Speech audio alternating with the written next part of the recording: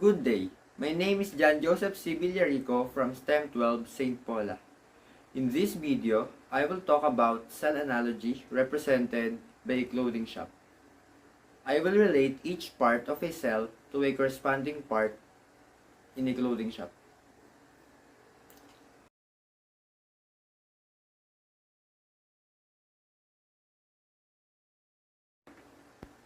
We will start with the store's wall, which is related to the cell wall because it gives the store its shape and it creates a border from the outside which protects the store.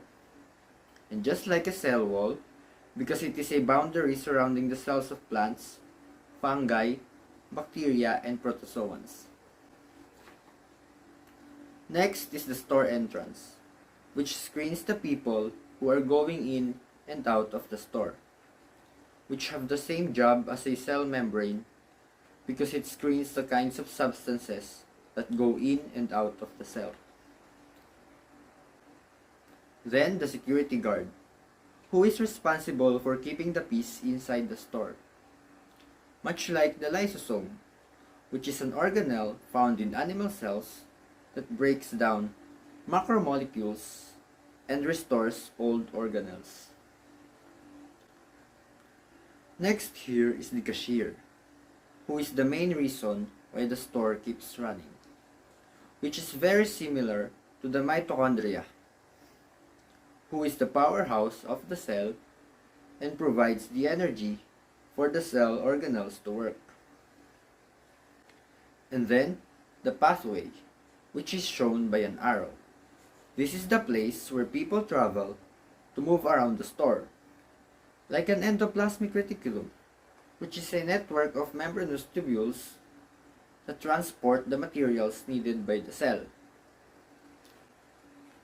And now, we go into the office, which controls everything around the store, like a nucleus, who is in charge of cellular activities such as growth, metabolism, protein synthesis, and reproduction. Inside the office, we will find the manager, supervisor. A manager plans, organize, direct, and control resources to achieve a specific goal, which is related to the chromosomes, who manages cell division and replication. Second is the supervisor, whose role is to communicate organizational needs, oversee employees' performance, and manage the reciprocal relationship between staff and organization. Similar to the nucleolus, which is suborganelle of the nucleus, composed of proteins and ribonucleic acids, whose role is to assemble rRNA codes for protein synthesis.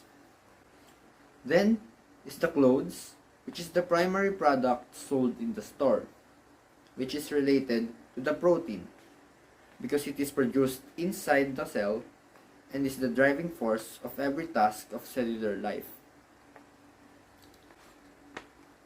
Next is the storage room, which keeps all the new clothes that is being delivered, much like a vacuole, which is very essential for storing and disposing of materials.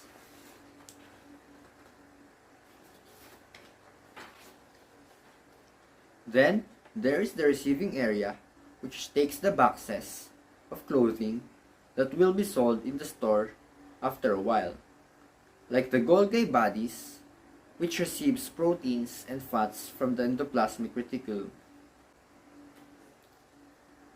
And lastly is the delivery truck, which has all the proteins that will be sold inside the store, very much like the ribosomes, which produces proteins by a process called protein synthesis. And that is my cell analogy. Thank you for listening.